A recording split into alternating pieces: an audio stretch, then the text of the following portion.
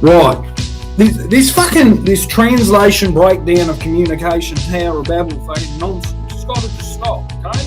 I'm not some Shan Yu, okay? I'm Shan.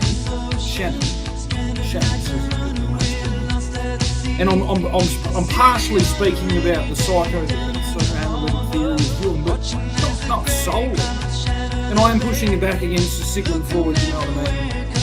Pharmaceutical industrial thing, but I'm not aligned with some type of 5 swastika waving fucking Chinese mob. And basically, is what get through the fucking wade through all the fucking nonsense. Did China just fucking threaten our prime minister? Because it seems like the Chinese Communist Party just fucking threatened to kill our fucking prime minister, and that makes me pissed off. And if I could lift my leg up like one of those Shenyang dancers, I'd fucking be doing that too. And it turns out, you know what I mean? It fucking turns out I was dancing. You know, as a way to alleviate my body and stress and all these fucking things to try and bring my I don't know, I don't call it cheat, let's call it and I was forcibly removed by police officers displaying a false crown or something. They the fucking Xinjiang Muslims, they the fucking Communist Chinese fucking party. Did the fucking West Australian police just threaten to blow up our prime minister? And he's sitting there with Carl Stefanovic in some type of fucking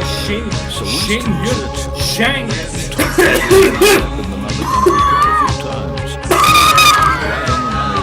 There's something about the outside that is good for the inside of a man. It's a really just to find. I think they're permanently destroyed my lungs. They threatened to blow up our prime minister. I think it's time we tear down China. We can't threaten our prime minister with bombs. The only place in the world that doesn't allow Xinjiang dances is communist China, and they just threatened our flag. And you just declare war on us. You gotta fucking get behind your wall, you stupid hero that gave us escape from our mundane Australia, you can fool some of the people some of the time, but you can't fool them all the a time. whole chapter in loyalty. You think of our great race, the Melbourne Shit, fucking you, fucking let them dance, you fucking maggots. Then, almost imminently, you hit on Dance! That's an act of war. together, they reflect not simply a horse race There's on only the one first Tuesday lady. Kate Blanchett fucking real celebrates shit. dream race of a young nation. I think you're trying to fucking trap Here are everyone their inside of a stories. fucking digital Separated Skynet by fucking time, super if not fucking deeds. monkey machine casino. Supported in part. And you threatened our Vision prime minister. never foreseen. Well, send the By fucking yarns nukes. never told. By characters and occasions Send the fucking big nukes. and powerful You to have get every done. bogan standing with his fucking cold shopping bags up against your tanks, you bastards. Fucking threaten our prime minister. That's my job. Not yours. You don't come here and fucking sell us fucking teeny shit. Fucking box of fucking crayons and then threaten our prime minister. Every fucking digital transaction from China is to be immediately fucking turned off. As you said, all fucking racing and gambling is now to be only fucking done only gold currency. You dare fucking place a digital bet on your fucking little Chinese-made fucking tablet or fucking handheld fucking Skynet fucking interface. You're a fucking criminal. Not like the criminals puffing away on a fucking I used to China. ride a bit into No, like the criminals that just threaten to fucking blow up the fucking prime. And more importantly, blow up the lodge. Get the house in the new property. They go the same, but it's just one new line down the box. Mr. Telford, a bit like carrying, cutting like a great simple Well, yes, this all started at West Point. and then Fucking I Cobra. text to him. Some fucking Tommy scams thought they Woodcock had remains the most loved knock off character in the wise Australian man turf with history. services and the To fucking him, elaborate heaven fucking was the air which blew beautiful between fucking Phar sport Lap's of fucking ears. horse racing. He was a And well, lover of hasn't horses, that all Tommy, come a back? Haven't all the gentleman, chickens now come and a home to gentleman. roost? For that fucking Her knobby softness in family stark down there contrast running to West the other Point as key if it's some cast type members of fucking this equine Beijing epic. fucking whorehouse. Harry Telford, I the think we trainer, fucking push it in the a fucking good ocean. man, but a hard As man. I've said, I've described this With a many a hunger time. fueled by We a get the two potent new blend spirit of ambition, Hobarts, we get poverty, a cable between them, and one-eyed we lasso belief, that wrist point, and we stubbornness. drag it into the fucking ocean. Jim Pike, the in jockey. the Derwent there, and that will fucking give me a Jim little with a bit great more opinion room, of a Father. little more stretching room He to reckons establish my new modern horse is just a machine, is it? When you press the button or put your physical foot down, he said reality. it's a takeoff from under you. For the island of Tasmania. He was a great Is there even a rider, race track Jim. in Tasmania anymore? Great rider on horses and big fights. I'm over here with some Great rider on horses. weird You know, communist bogan alliance You know, trying to couldn't build a really fucking stay very well. race He car had to sort of nurse him. on Stay Electric. Wasn't whip rider, but I don't know. He had something in him that he And used I've to got get a to turtle project all around the world. I'm going to push back you good as a fucking breakdown in communications where they're saying Shen, speaking about In the you, saddle, Jim is aligned Pike with some borrowed dance freedom. troupe just because he sold dance. An out-and-out champion. On the ground, though, I'm not he's against forever it, battling but I'm booze not and aligned betting. with that. So You strong know what I one mean? minute, I'm aligned yet with so free vulnerable the expression next. of movement. I'm aligned Never with the vulnerable, ability forever to strong. speak against David unholy Davis. fucking, The owner. pantomimes presenting the fucking art of don't think fucking anything war, Sun Tzu, fucking false reality, paper who fucking he poking was, machine and, presentation horses came that is and luring went, all not our necessarily fucking that elderly kind and of all our horse, children and but all events our came and young went, so people we into a didn't- fucking devilish I fucking never dragon could filled ever imagine fucking light being presentation of dominated by hypnotism. I'm against all of that. You know what I mean? And the only way to wake up the entire... I think Hobart's really easy. As soon as we do it in Hobart, everyone This else is the will way get the fucking world lay of the works. land. And as soon as they get... And moving right along, where do we go from here?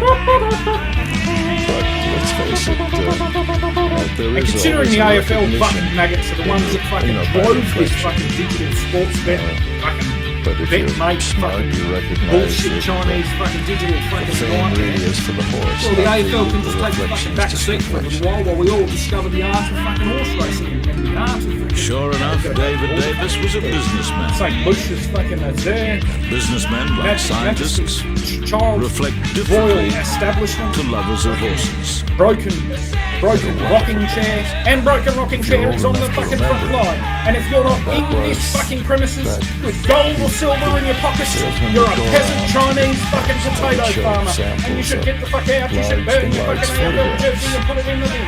Yeah, that's right. If you want to play AFL, you can do it in the amateur fashion. We can establish a new AFL, a new amateur fucking football league. yes, we do, Which is and they the do have a exact small fucking initials. photograph. So we are going to And destroy the corporation formerly known as the AFL and replace it with the real AFL, the amateur football league, across the entire nation with the best of the best of the best of the best promising football players.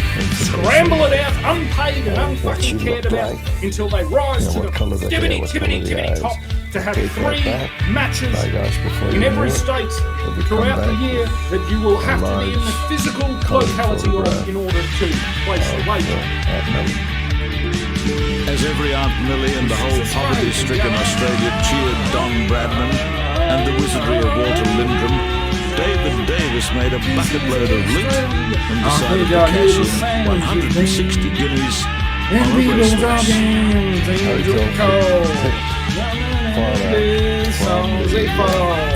I'm back again, I'm liberating you all. From Chinese La La Land. Because they just threatened to blow up our Prime Minister. Before I get to give him a fucking stern talking to, I'm going to wander in there, like Matt Kelly, fucking Reed Ball, and I'm going to wave my finger at him. And I'm going to say, you killed our Ned, you fucking maggot. You killed our Ned, and I'm Farlap here to arrived say on the that boat I'm from not New Zealand happy in you're poor lying to condition, digits of bruised fucking and beat, Wonderland. with boils And I'm around his here mouth. on behalf of every Irish businessman and every again Scotsman performed like a and scientist. every Englishman to fucking ceremonially remove you, not blow you up. The building will be restored. It will be maintained. It will be left.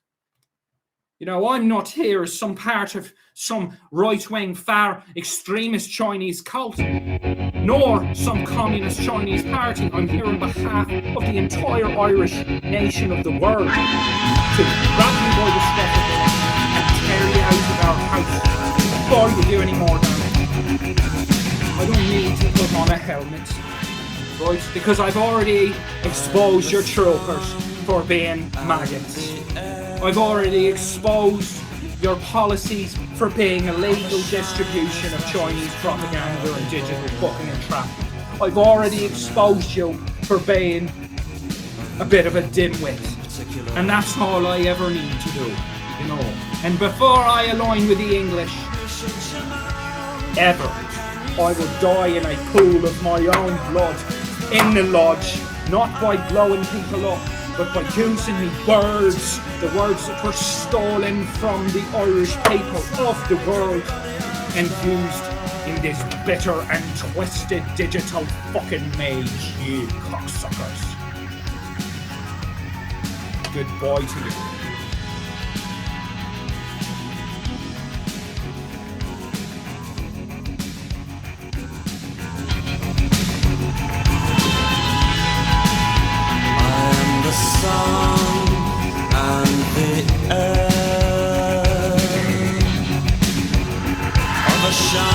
That is criminally vulgar. I am the son and heir of nothing in particular. You should know, how can you say I go about things the wrong way? I am human and I need to be loved, just like everybody else.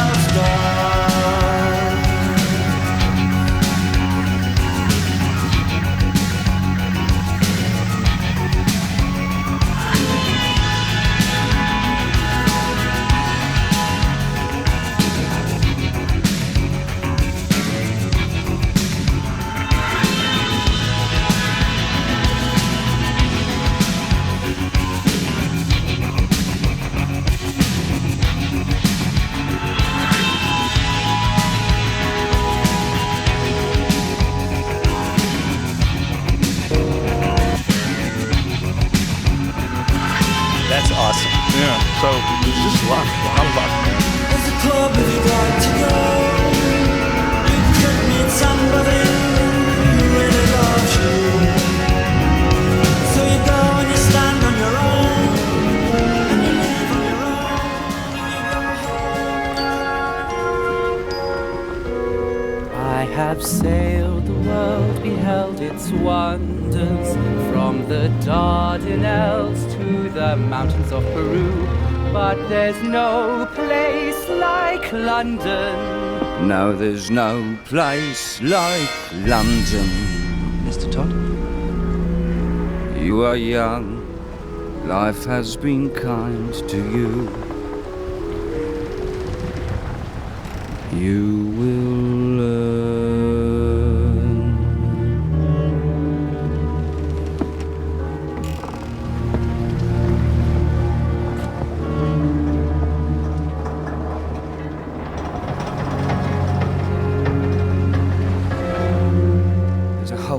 Like a great black pit, and the vermin of the world inhabit it, and its morals aren't worth what a pig could spit, and it goes by the name of London. At the top of the hole sit a privileged few, making mock of the vermin in the lower zoo, turning beauty into filth and greed. I too have sailed the world and seen its wonders, for the cruelty of men is as wondrous as Peru. But there's no place like London.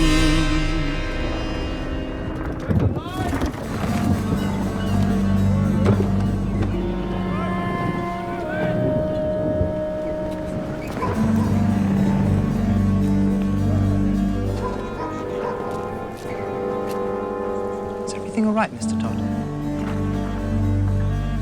I beg your indulgence, Anthony. My mind is far from easy. In these once familiar streets, I feel shadows everywhere. Shadows? Ghosts.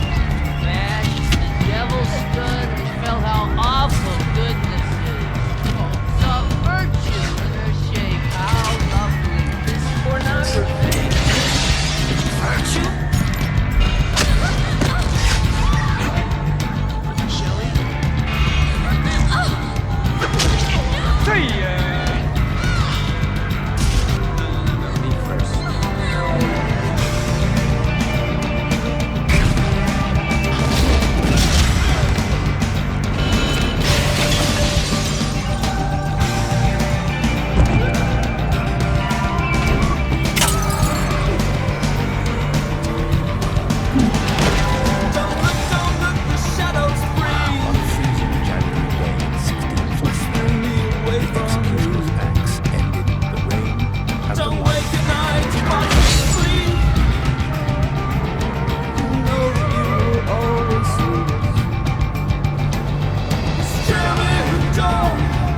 It was the final melancholy episode in one of England's saddest stories. Sent to his death by a parliament weary of his duplicity, the king met his end with dignity and courage. Behind him, he left a kingdom still scarred and divided by the English civil wars.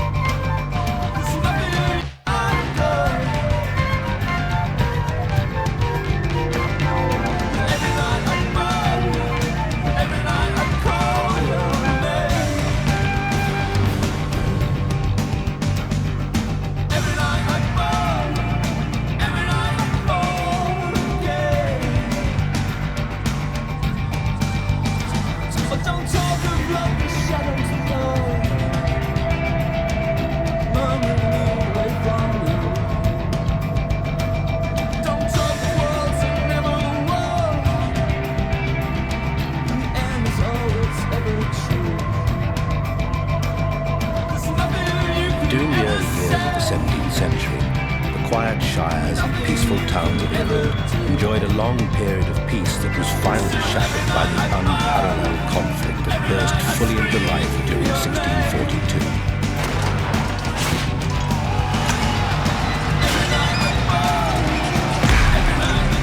That unhappy time has become known as the English Civil Wars, even though the tumultuous events also involved Ireland, Scotland, and Wales.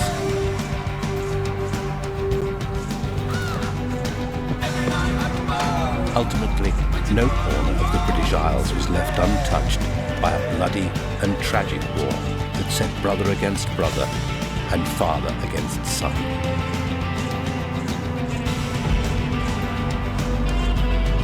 In a letter to his brother Ralph, the MP Edmund Verney wrote, Brother, what I feared has proved to be true, which is your being against the king. Give me leave to tell you, in my opinion, 'tis most unhandsomely done, and it grieves my heart to think that my father already, and I who so dearly esteem you, should be bound to be your enemy. I hear 'tis a great grief to my father.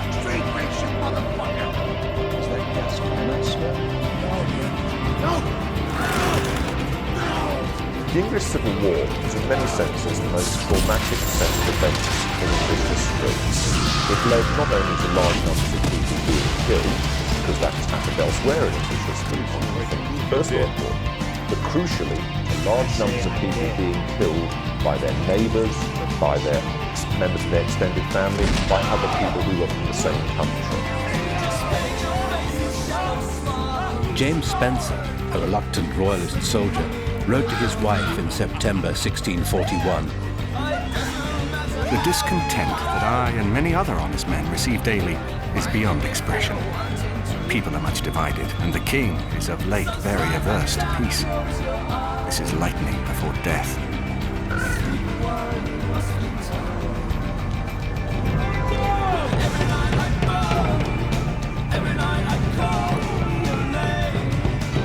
The origins of the English Civil War are complex, and a host of historical interpretations, not all free from vested interests, have failed to establish a single clear-cut cause. The events of nearly 400 years ago are even more obscured not just by the passing of time, but by the activities of propagandists on both sides, even up to the present day.